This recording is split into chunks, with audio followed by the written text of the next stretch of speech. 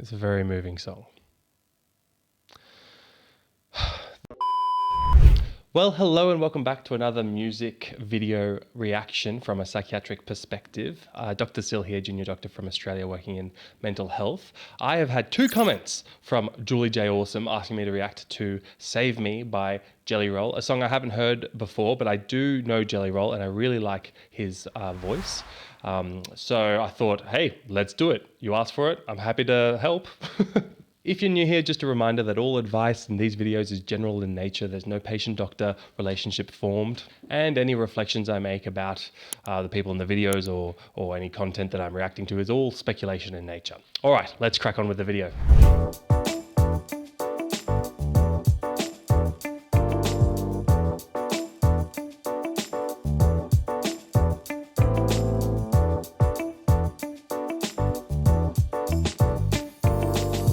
So the video we're looking at is Save Me, new unreleased video with Jelly Roll, 3.74 million subscribers. Wow, well, here's one more.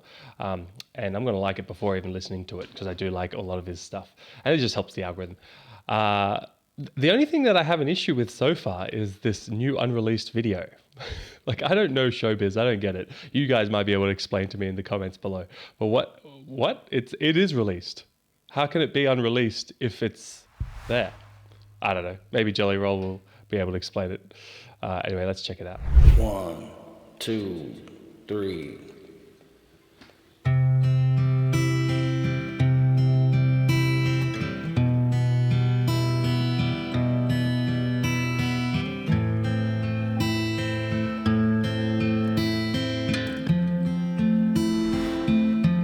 Somebody save me from myself. Has been so long living in hell. They say my lifestyle is bad for my health. It's the only thing that seems to help. All of this drinking and smoking is hopeless, but feel like it's all that I need. Sorry to pause it. Oh, this is the hardest part about these videos, is knowing when to pause, but it's a short song and there's a lot of content in every single one of his lines. I think the first thing to say is, wow, my tone in the introduction of this video was way off for the tone of this song. So I'm sorry about that.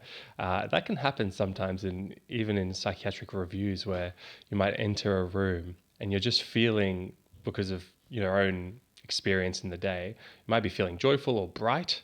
And the person you're about to talk with is obviously just in a totally different space. And the tone of your introduction and your explanation of why you're there can really not be attuned to what their experience.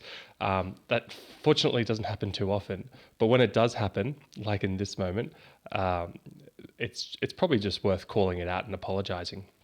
We're all human, make mistakes, but I really feel like when I did the introduction to this video, I was all happy-go-lucky Sil, and obviously this is a very confronting song around,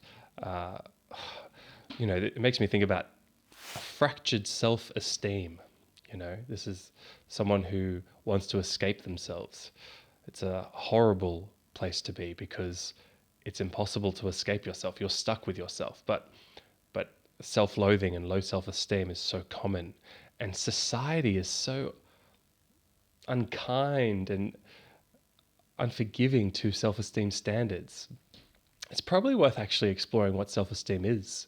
A lot of people, we talk about it and it's a vague thing, but to put it into words, I think it's helpful to actually think about how Freud spoke about the self, that it's split into three. There's the primal drives, the id, the part of you that just wants to eat the cookie and steal and have sex and drink alcohol. The id. It's a primal inner drive, and And then there's the superego, which is the opposite. That's the devil on the left and the angel on the right. But the superego is no angel, although it can be seen like that when you first learn about it. The superego is how you think you should be. The ideal version of the self, the conscience, the inner parent. This is what you should be like.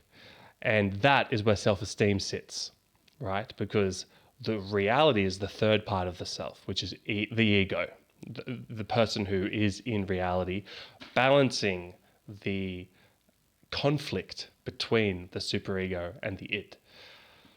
It's all much more complicated than this the more you dive down into it. I'm just simplifying for the purposes of a music video reaction, by the way. But we all have that internalized parent, and that this is what I should do. Well, most of us have it. There's a small section of the population who might not have it, and that's very interesting in itself, and worth learning about how the brain of someone with psychopathy might operate. But we're not talking about psychopathy today. We're talking about your average Joe. And when your ego ideal, the ideal version of yourself, is very different to who you really are, the ego in reality, you've got a problem in your self-esteem, because you're saying, this is how I should be, this is who I am. How do I solve it? Run away. That's where our defense mechanisms come in. And Jelly Roll is already talking about his, what does he say? He's drinking and smoking, Drugs are, I don't want to make too extreme a statement, on a recorded video, but I'll say drugs are one of the most common unhealthy defense mechanisms in the world. I feel pretty happy with that statement.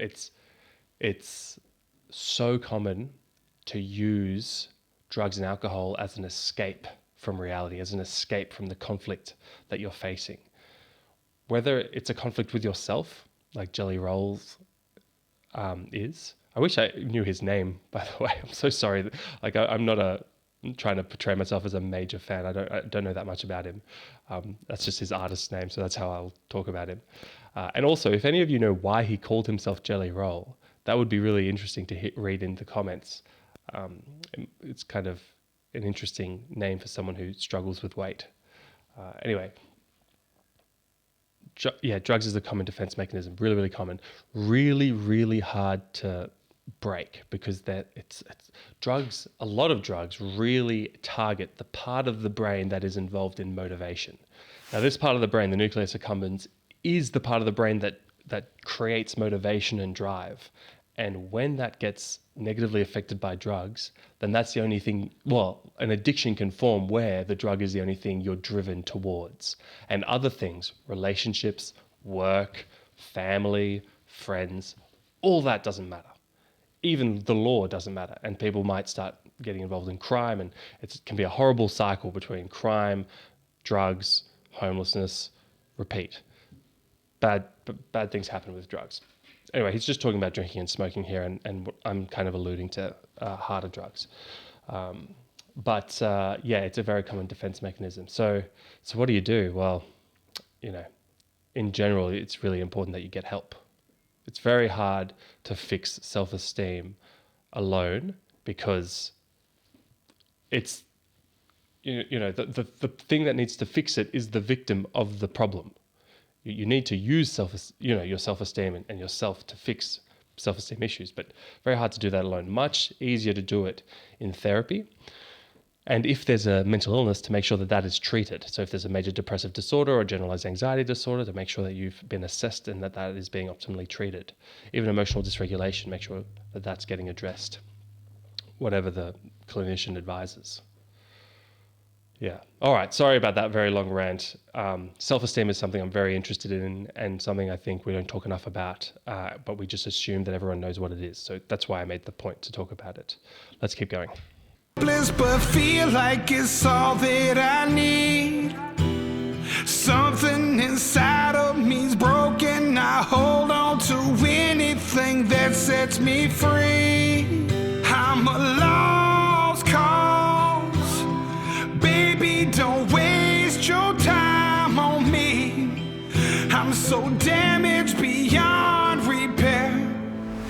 Life has shattered my hopes and my dreams. I'm a lost cause. Baby, don't waste your time on me. I'm so damaged beyond repair. Life has shattered my hopes and my dreams. Wow, I'm a lost cause. Don't waste your time on me. But also, the line is, something inside is broken and I'll hold on to anything that sets me free. Very interesting dilemma. On one hand, if he's in a relationship, from these lyrics, he's willing to hold on with anything because this could be the thing that saves him. But on the other hand, he's pushing away. Don't waste your time on me. Now, when, this is all speculation, but when you see someone who has this kind of conflict in attachment, one part of them wants to hold on tight, wants the nurture, but also pushes away and acts in a way that creates space. This could be a disorganized attachment style, right? So it's important that if someone struggles in their relationships, that they try and understand a little bit about attachment styles, and 60% of people-ish are in the secure attachment style, but a lot of people aren't. So in terms of the attachment styles, there's the anxious attachment style, where it can be kind of characterized by dependence and very close attachment with very little confidence to go and explore the world and leave and be independent.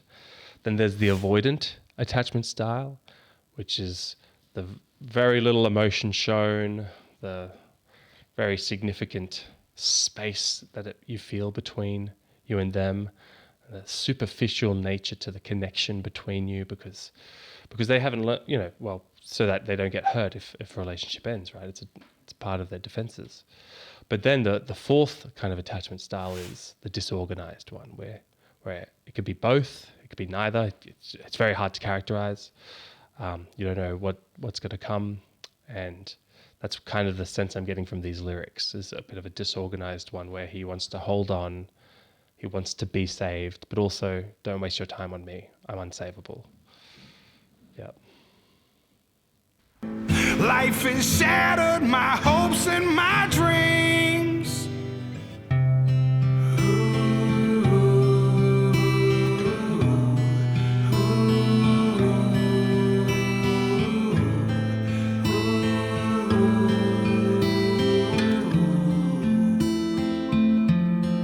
What if the night sky was missing the moon?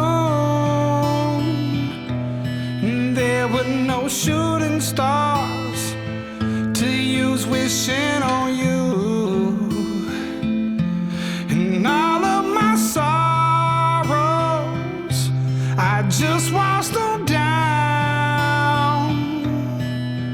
It's the only peace I've ever found. All of this drinking and smoking is hopeless, but feel like it's all that I need. Something inside of me's broken. I hold on to anything that sets me free. I'm a lost cause. Baby, don't waste your time on me. I'm so damaged beyond repair. Life has shattered my hopes and my dreams. I'm a lost cause. Baby, don't waste your time on me. I'm so damaged beyond repair. Life has shattered my hopes and my dreams.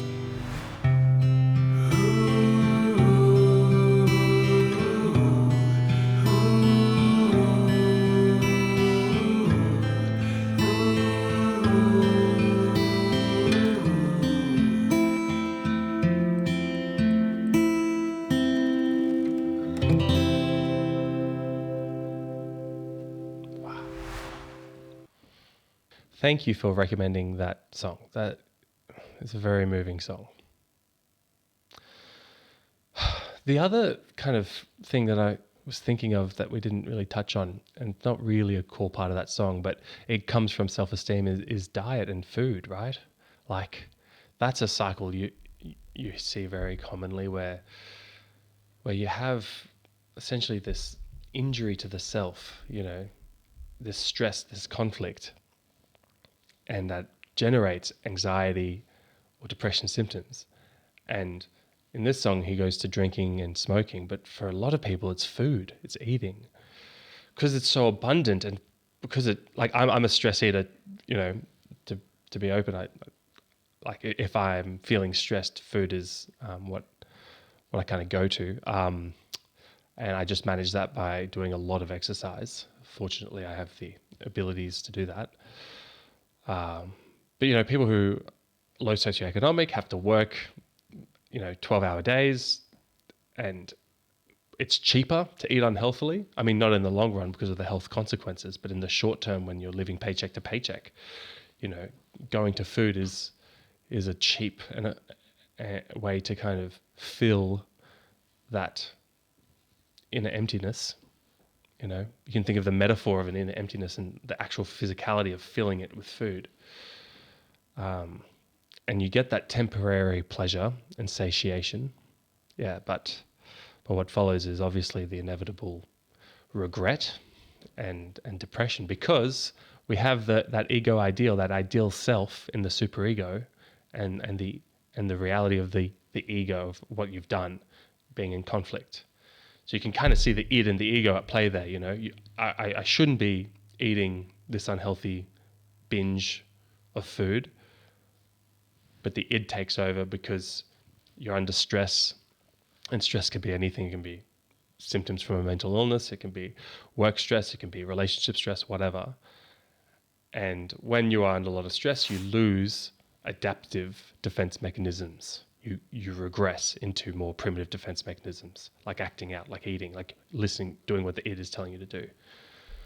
So wow, what a interesting. I mean, I love how these music video reactions are giving a gateway to talk about what really interesting psychodynamic content that I hope I'm simplifying to the right level for you guys. If you found that too difficult to follow, please let me know. I guess I'm simplifying it the best I can. I'm not an expert, but it's something that I'm studying, and so I find it very helpful to do these videos and reflect on the content of what I'm studying. Any questions, please put them in the comments below. And if there is anything else you want me to react to, put it in the comments below, and I will. I love doing music video reactions, and I think it's a really, really great thing to use art to generate discussion around psychiatric issues. But that is it for this video. I wish you all a beautiful day, and I'll see you all in the next one. Bye for now.